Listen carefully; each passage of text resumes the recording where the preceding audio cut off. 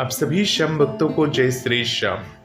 श्याम भक्तों, बाबा श्याम की पूजा आराधना आप सभी करते हैं, दिल से करते हैं, मन से करते हैं। बाबा श्याम से अर्जी और अरदास भी लगाते हैं। बहुत सारे श्याम भक्तों की बाबा श्याम ने अर्जी और अरदासों को पूरा भी किया है। बहुत सारे श्याम भक्त ऐसे भी सवाल पूछते हैं कि बाबा श्याम ने हमारी अर्जी पूरी कर दी है, हमारी मनोकामनाओं को पूर्ण कर दिया है, अब बाबा श्याम को हम धन्यवाद कैसे करें। तो देखिए, धन्यवाद करने के अपने अपने तरीके होते हैं। कोई बाबा श्याम का निशान लेके जाता है। आपने जब बाबा श्याम से अर्जी लगाई होगी तो आपने कुछ न कुछ मन्नत तो मांगी ही होगी, बाबा श्याम को कही होगी, बाबा श्याम हमारी ये अर्जी पूरी कर दे तो हम ये करेंगे। बहुत सारे श्याम भक्त कहते हैं और बहुत सारे श्याम भक्त नहीं भी कहते हैं। तो अगर आपकी अर्जी पूरी हो चुकी है, मन्नत पूरी हो चुकी है, तो आप बाबा श्याम को अपने तरीके से प्रसन्न कर सकते हैं। अगर आपने कुछ नहीं कहा तो आप बाबा श्याम को सवा मनी का भोग लगा सकते हैं। सवा मनी का जो भोग होता है वो 50 किलो का वजन का होता है। उसमें आप मिठाई, पूड़ी, सब्जी, किसी भी चीज़ का भोग लगा सकते हैं जो कि जिसका कि वजन 50 किलो तक का हो। बहुत सारे लोग सवा मनी में केले बंटवाते हैं, बहुत सारे लोग बूंदी के लड्डू बंटवाते हैं। तो सभी के रेट्स अलग अलग होते हैं। इस हिसाब से अगर जब आपकी अर्जी और अरदास पूरी हो जाती है तो आप खुशी खुशी ये काम कर सकते हैं। परंतु बहुत सारे श्याम भक्त ऐसे होते हैं जो ये अफोर्ड नहीं कर पाते, इतना 15,000, 10,000 या 5,000, 6,000 भी अफोर्ड नहीं कर पा रहे। तो वो श्याम भक्त क्या करे, बाबा श्याम को कैसे प्रसन्न करे। तो वो बाबा श्याम के लिए निशान यात्रा कर लेते हैं। बहुत सारे लोग निशान यात्रा यानी कि पैदल यात्रा कर लेते हैं, जिससे बाबा श्याम प्रसन्न होते हैं। तो देखिए, बाबा श्याम तो बस आपके भाव देख के ही प्रसन्न हो जाते हैं। आपने बाबा श्याम के लिए तोरण द्वार से खाटू धाम तक की यात्रा कर ली, 1 किलोमीटर की निशान यात्रा भी कर ली बाबा श्याम को स्मरण करके, तो बाबा श्याम आपके ऊपर अपनी कृपा करते हैं। अब बात करते हैं जो श्याम प्रेमी की अर्जी पूरी नहीं होती है, काफ़ी दिनों के बाद पूरी होती है।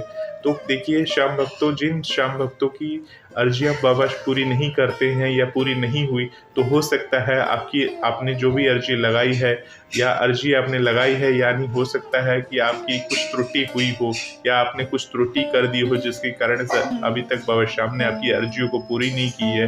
बाबा श्याम से जो भी भाव से और दिल से बाबा श्याम से अर्जी लगाता है, अरदास लगाता है, बाबा श्याम उनकी अर्जियों को पूरी ज़रूर करते हैं। और हो सकता है टाइम लग जाए थोड़ा, 1 साल, 2 साल, 4 साल जो भी है टाइम लग जाए, आपको वेट करना होगा। ऐसा नहीं कि उनका टाइमलाइन बना हुआ कि आज आपने अर्जी लगाई तो 1 महीने बाद, 2 महीने बाद अर्जी पूरी हो जाए।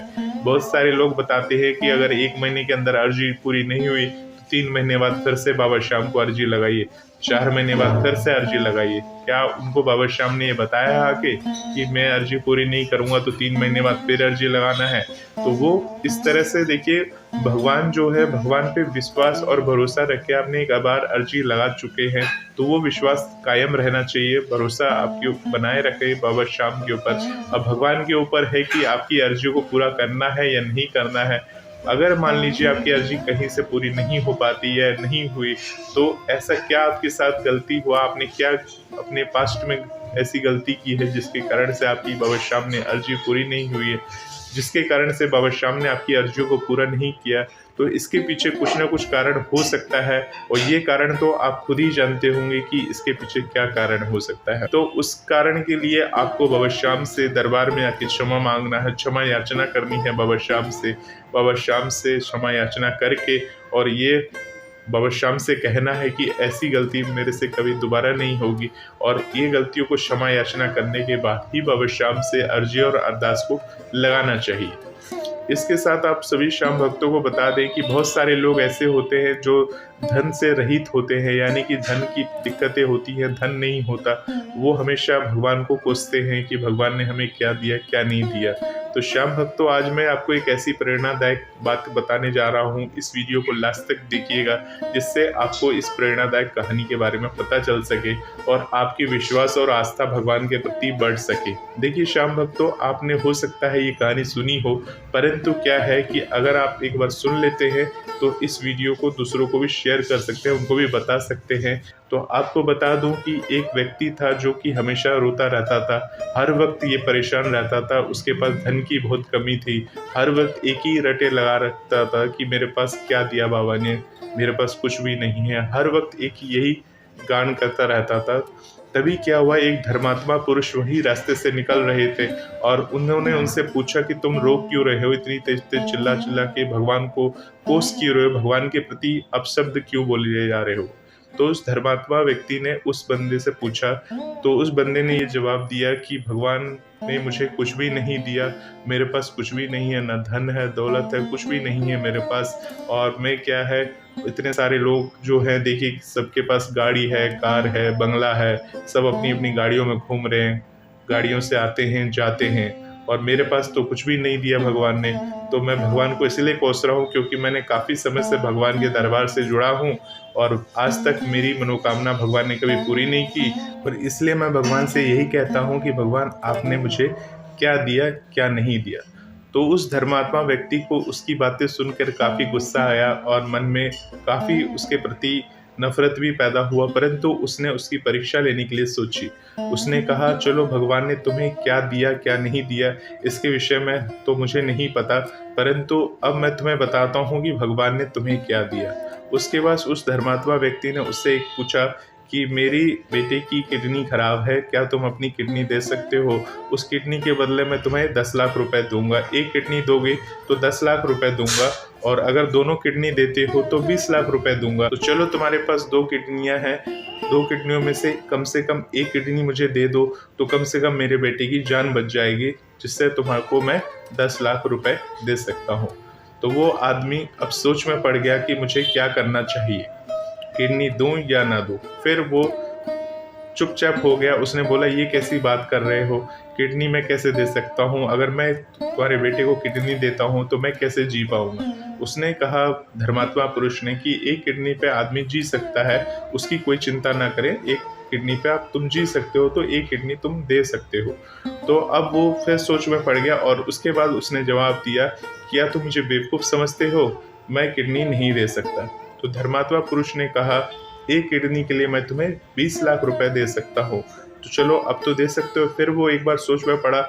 उसके बाद फिर उसने इससे कहा कि चलो कोई बात नहीं, तुम नहीं दे सकते, चलो तुम एक काम करो, मेरी माता जी की आँख नहीं है, तुम अपनी एक आँख दान कर सकते हो, एक आँख से तो तुम देख ही सकते हो, एक आँख तुम दान कर दो, इसके बदले मैं तुम्हें 50 लाख रुपए दूंगा।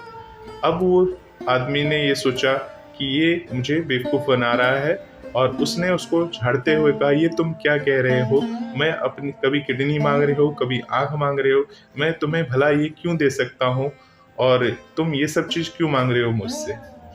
फिर उस धर्मात्मा व्यक्ति ने कहा, चलो कोई बात नहीं, तुम एक काम करो, तुम दोनों आंखें अगर देते हो तो मैं तुम्हें इसके बदले 1 करोड़ रुपए दूंगा। मतलब वो उसकी जांच कर रहा था, और जैसे जैसे वो बोल रहा था वो अपनी राशि बढ़ाते जा रहा था, ये देखने के लिए कि वो क्या अपना शरीर का अंग का जो है वो दान कर सकता है या नहीं कर सकता है। परंतु जब 2 आंखें की बात आई और 2 आंखें उसने बोली कि 2 आंखें यानी कि एक आंख 50 लाख की है, तो दोनों आंखें 1 करोड़ में तुम मुझे दे दो, और 1 करोड़ मैं तुम्हें अभी देता हूँ। तो उस व्यक्ति ने उसे धाड़ते हुए कहा, क्या तुम मुझे पागल समझते हो, क्या मैं पागल हूँ कि तुम मुझसे इस तरह की बातें कर रहे हो, कभी मेरी किडनी मांग रहे हो, कभी मेरी एक आंख मांग रहे हो, कभी 2 आंख मांग रहे हो, तुम मुझे समझते क्या हो। तो फिर धर्मात्मा पुरुष ने उससे ये कहा कि देखो भाई, तुम ही अभी चिल्ला चिल्ला के भगवान से अपशब्द कह रहे थे, तुम भगवान से कह रहे थे कि तुम्हें भगवान ने क्या दिया क्या नहीं दिया, अब तुम रो रहे थे भगवान के समक्ष, तो भगवान से तुम इस तरह से बातें कर रहे थे, और मुझे तो इन चीज़ों की ज़रूरत है, इसलिए मैं तुमसे ये इन चीज़ों के बारे में पूछ रहा था कि तुमको भगवान ने क्या दिया, और यही सोचकर मैंने तुमसे ये बातें बोली कि शायद तुम्हारे पास कुछ भी नहीं है, तो तुम्हारा शरीर जो है वो मेरे किसी काम आ जाएगा, मेरे परिवारजन के काम आ जाएगा, तो कम से कम तुम्हें पैसे मिल जाएंगे और मेरे परिवार के लिए ये काम आ जाएगा। तो सामने वाला व्यक्ति उससे ये कहता है, अगर मैं तुम्हें अपनी किडनी दे दूंगा तो मैं कैसे जीऊँगा, मैं तुम्हें अगर अपनी आँख दे दूंगा तो मैं देख कैसे पाऊंगा, और तुम्हारे उन पैसों का करूंगा क्या। तो यही चीज़ उस धर्मात्मा व्यक्ति ने उस व्यक्ति को कहा कि देखो तुम भगवान को कोस रहे थे, तुमको भगवान ने कितना अनमोल रत्न तुम्हें दिया है, तुम्हें शरीर के रूप में कितना अनमोल उपहार तुम्हें दिया है। ऐसे व्यक्ति को याद करो जिसके पास दोनों आंखें नहीं होती, जिसके पास दोनों हाथ नहीं होता, जो कि भगवान को हाथ जोड़ के प्रणाम कर सके इस तरह से। ऐसे दोनों हाथ कटे हुए होते हैं, दोनों पैर नहीं होते जिससे वो चल के मंदिर जा सके, और या तो दोनों आँख नहीं होता जिससे भगवान की अनुपम छवि को निहार सके। तो तुम्हारे पास तो ये सारी चीज़ें हैं, फिर भी तुम एक ही बात रटते रहते हो, भगवान को कोसते रहते हो कि भगवान ने तुम्हें क्या दिया क्या नहीं दिया। इस तरह से तुम्हारे पास अनमोल रत्न जैसा शरीर है, तुम्हारे हाथ पाँव सब कुछ कंप्लीट है, फिर भी तुम भगवान को हर वक्त कोसते रहते हो। तो देखिए श्याम भक्तों, हो सकता है आपने ये कहानी सुनी हो, परंतु इस कहानी को सुनाने का मेरा एक ही मकसद था आप सभी को, कि भगवान ने आपको एक अनमोल रत्न रूपी शरीर दिया हुआ है, जिसका प्रयोग करके आप कार्य कर सकते हैं। अगर आप आर्थिक समस्या से जूझ रहे हैं, प्रॉब्लम में पड़े हुए हैं, आपको लगता है कि आपके पास धन वगैरह नहीं है, तो आप अपना थोड़ा सा दिमाग लगाकर, बुद्धि लगाकर धन की प्राप्ति कर सकते हैं। देखिए बाबा श्याम आपकी अर्जी आपने लगाई है, आपने नौकरी के लिए, भले मान लीजिए आपने नौकरी के लिए अर्जी लगाई है बाबा श्याम के दरबार में, परंतु नौकरी के लिए जब तक आप प्रयास नहीं करेंगे, जब तक उसकी तैयारी नहीं करेंगे, जब तक मेहनत नहीं करेंगे, तब तक उसका फल आपको कहाँ से मिलने वाला है। देखिए बाबा श्याम के दरबार में अर्जी आपने दी है, ये आपके भाव है। भगवान के दरबार में हमारा एक विश्वास है। आपने बाबा श्याम की मूर्ति देखी होगी, बाबा श्याम की जो मूर्ति है, वो बाबा श्याम की मूर्ति को देखने के बाद हमारे भाव बदल जाते हैं। एक चमत्कारिक मूर्ति है, परंतु क्या बाबा श्याम की वो मूर्ति कुछ बोलती है? वो तो वहीं स्थापित है, परंतु उन्हें देखने के बाद उनके अंदर कितना तेज है, उनके चेहरे में कितना तेज है, तो ये सब आप जानते हैं, देखते हैं। उसी प्रकार से अगर आप बाबा श्याम पर भरोसा है, या आप किसी भी देवी देवता पर भरोसा रखते हैं, तो अपने कर्म को आपको उसी प्रकार से विश्वास और लगन के साथ करना चाहिए। अगर आप बेरोजगार हैं, आपके पास काम धाम नहीं है, घर में बैठे हुए हैं, कोई काम धाम नहीं है, तो देखिए कमाने के 100 रास्ते हैं, तरीके हैं, जिसे आप अपना बुद्धि का इस्तेमाल करके ये काम कर सकते हैं। थोड़ा दिमाग लगाना होता है, कर्म के प्रति ढूंढना पड़ता है, रोजगार करने के लिए, जॉब करने के लिए। अगर जॉब करना चाहते हैं, नौकरी करना चाहते हैं, थोड़ा सा दिमाग और बुद्धि का इस्तेमाल करके आप कर्म कर सकते हैं और अपने पारिवारिक जीवन को सही तरीके से चला सकते हैं, जिससे आपकी आर्थिक समस्या दूर हो जाए। जो आपने कर्ज ले रखे हैं, वो कर्ज धीरे धीरे कम हो जाए या समाप्त हो जाए। तो ये सब करना आपको ही है, भगवान आके ये सारी चीज़ें नहीं करेंगे, भगवान ऊपर से नहीं उतरेंगे और आपको ये करके नहीं देंगे। आप धरती पे रहते हैं, धरती पर रहकर काम करना आपका काम है।